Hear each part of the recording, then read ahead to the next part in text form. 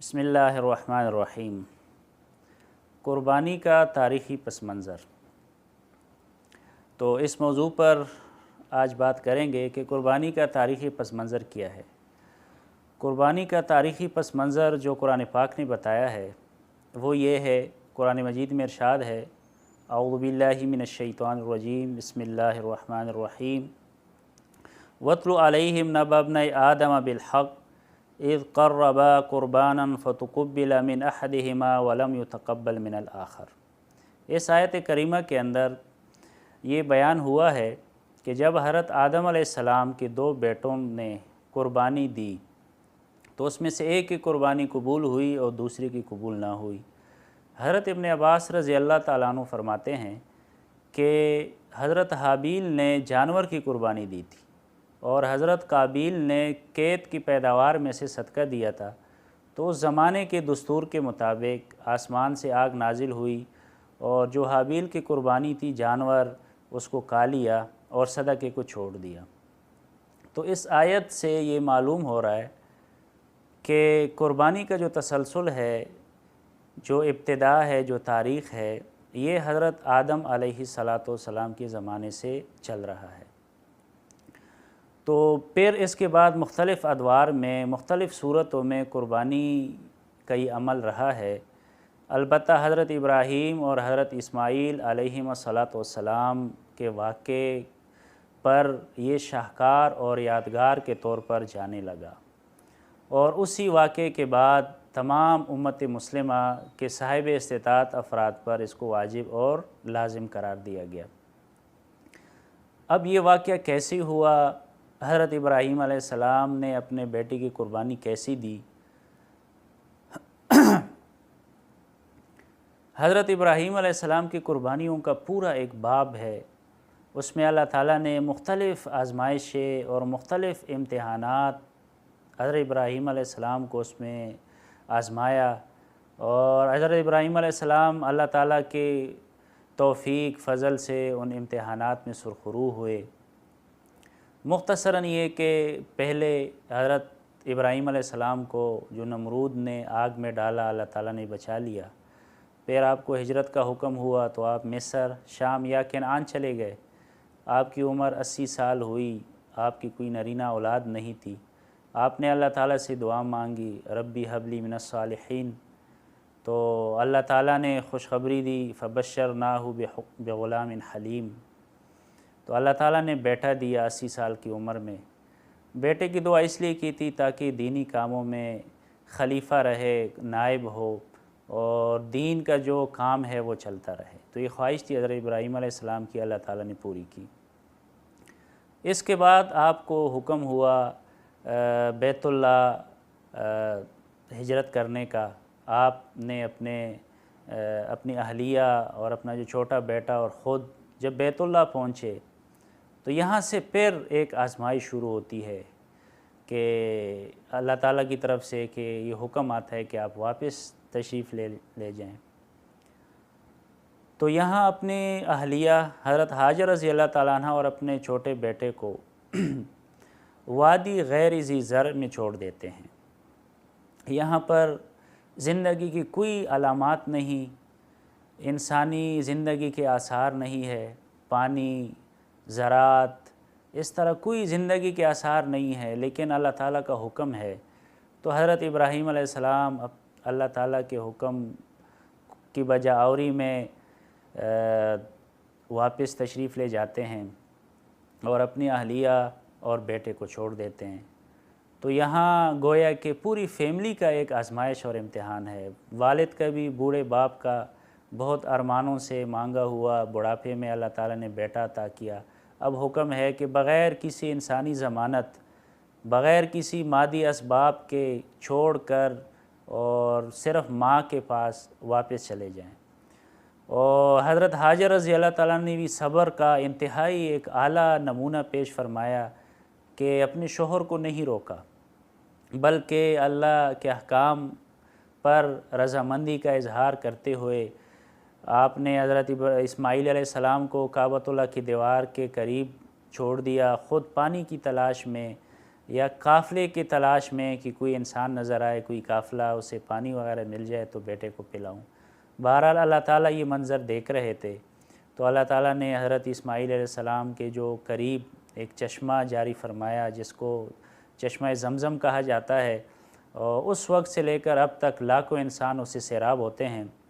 یہ حضرت ابراہیم علیہ السلام اور حضرت ہاجرہ رضی اللہ تعالیٰ عنہ کی قربانی اور حضرت اسماعیل علیہ السلام کے انعام کی یادگار کے طور پر اللہ تعالیٰ نے جاری فرمایا، اور انعام کے طور پر جاری فرمایا، جس سے اب بھی لوگ استفادہ کرتے ہیں۔ اب وقت گزرتا گیا، حضرت اسماعیل علیہ السلام کی عمر 13 سال یا دوسری روایت کے مطابق 15 سال ہوئی، تو یہاں ایک بہت دردناک قسم کے امتحانات کا وقت آیا، جو ہمارا موضوع ہے کہ قربانی کا تاریخ پس منظر کیا ہے۔ تو یہاں حضرت ابراہیم علیہ السلام نے خواب دیکھا کہ میں اپنے بیٹے کو ذبح کر رہا ہوں، پھر بیٹے سے اس کا تذکرہ کیا، تو بیٹے نے فرمایا فانظر ماذا تری، اے میرے باپ جو آپ نے دیکھا ہے وہ آپ کر گزریے، اور آگے تسلی دی کہ ستجدنی انشاءاللہ من الصابرین،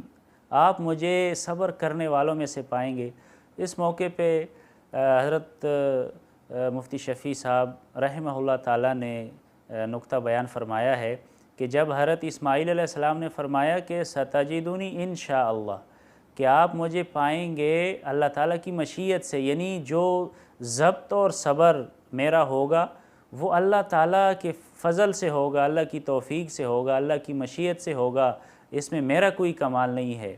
اور دوسرا یہ ہے کہ من الصابرین، یہ نہیں فرمایا کہ آپ مجھے صبر کرنے والوں میں سے پائیں گے، یہ نہیں فرمایا، بلکہ یہ فرمایا کہ میں صبر کرنے والوں میں سے ہوں گا، یعنی اور بھی اللہ کے لیے جنہوں نے صبر کیا ہے ان میں سے ایک میں بھی شمار ہو جاؤں گا۔ تو یہ بھی تواضع کی انتہا تھی جو حضرت اسماعیل علیہ السلام نے اس موقع پہ فرمائی ہے۔ تو بہرحال اور یہ وقت ایسا ہے کہ قرآن نے یہ پورا نقشہ کھینچا ہے کہ فرمایا کہ فلما بلغ معه السعی، جب حضرت اسماعیل کی عمر اتنی ہوئی کہ باپ کے ساتھ چلنے پھرنے لگا، تو یہ جو عمر ہوتی ہے یہ بچہ اپنے والدین کے ساتھ تعاون کرتا ہے، ہاتھ بٹاتا ہے، اس عمر میں قربانی کا حکم ہوا کہ اپنے بیٹے کو قربان کر دیں۔ تو حضرت ابراہیم علیہ السلام اپنے بیٹے کو لے کر حرم شریف سے مینا کی طرف تشریف لے گئے۔ وہاں راستے میں شیطان آیا تو آپ نے 3 مرتبہ پتھر مارے، جو آج بھی حاجی صاحبان جاتے ہیں رمی الجمار کے نام سے، 3 دن وہ شیطان کو مارتے ہیں۔ تو شیطان وسوسے ڈالتے رہیں، حضرت ابراہیم علیہ السلام ان کو مارتے رہیں اور اللہ کے حکم کی بجاوری میں آگے بڑھتے رہیں۔ تو بالآخر حضرت اسماعیل علیہ السلام کو آپ نے فرمایا کہ پیشانی کے بل لٹا دیا۔ تو یہاں اللہ تعالیٰ اب پھر دیکھ رہے ہیں اپنے محبوب کی قربانی، کہ اپنے بڑھاپے میں جو اپنے سہارا بننے کے لیے بیٹے کی دعا مانگی تھی،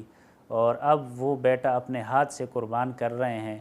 تو اللہ تعالیٰ کو یہ منظر دیکھ رہے ہیں، اور پھر اس کے بدلے میں جنت سے ایک مینڈے کو بھیجا، تو وہ مینڈا ذبح ہوا، اور حضرت اسماعیل علیہ السلام کو اللہ تعالیٰ نے جو بچا لیا، اس کی قربانی قبول کر لی۔ تو قرآن مجید کے الفاظ ہے وَفَدَيْنَاهُ بِذِبْحٍ عَظِيمٍ، کہ ہم نے انہیں ذبح عظیم کے بدلے میں ان کو بچا لیا، ان کی حفاظت کی حضرت اسماعیل علیہ السلام کی۔ تو یہ جو واقعہ ہوا، اب یہاں سے اس کے یادگار کے طور پر آگے مسلمانوں پر شریعت نے یہ لازم قرار دیا ہے کہ اب بھی قربانی دینی ہوگی۔ اب اس میں اصل یہ ہے کہ جان کی قربانی ہے، اس لیے کہ جان کی قربانی ہی اصل تھی، لیکن اللہ تعالیٰ نے پھر اس کو مال کی طرف منتقل کر دیا۔ تو جب حضرت ابراہیم علیہ السلام نے اپنے بیٹے کی قربانی دی، تو اس پر پھر قرآن پاک نے جب حضرت ابراہیم علیہ السلام نے اپنے بیٹے کی قربانی پیش کر دی، تو قرآن مجید نے اس کی تصدیق کے طور پر فرمایا ہے قد صدقت الرؤیا، کہ جو خواب تھا، جو حکم تھا، اس میں آپ نے سچ کر دکھایا، اس کی تعمیل کی، اور اِنَّا كَذَلِكَ نَجْزِي الْمُحْسِنِينَ، ہم پھر اس طرح احسان کرنے والوں کے ساتھ اسی طرح ان کو بدلہ دیتے ہیں۔ تو یہ جو قربانی کا تاریخی پس منظر ہے وہ حضرت ابراہیم علیہ السلام اور حضرت اسماعیل علیہ السلام کی ایک عظیم قربانی کی یادگار کے طور پر شریعت نے اس کو لازم قرار دیا ہے۔ ایک تو صرف یہ ایک واقعہ بیان کرنا یا سننا ہے، ایک یہ کہ اس کو والد کی حیثیت سے دیکھنا کہ کیسے اپنے اکلوتے بیٹے کی قربانی پیش کرنا، اور پھر یہ کہ بغیر یہ خواب تھا، اس میں تو براہ راست حکم نہیں دیا گیا تھا، اس میں نفسانی تعویلات اس میں ہو سکتی تھی، لیکن حضرت ابراہیم علیہ السلام نے کوئی تعویل اس میں نہیں کی، اور باقاعدہ اللہ تعالیٰ کے حکم کی بجاوری میں سر تسلیم خم کیا، اور اللہ تعالیٰ نے اس حکم میں آپ کو سرخرو کیا۔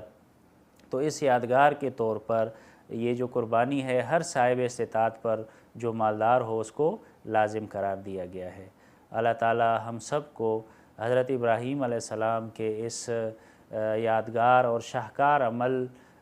میں ہمیں بھی توفیق عطا فرمائے، اور جو بھی اللہ تعالیٰ کا منشا ہو اللہ تعالیٰ کی منشا کے مطابق ہمیں تمام احکامات پر عمل کرنے کی توفیق عطا فرمائے۔ وآخر دعوانا ان الحمدللہ رب العالمین۔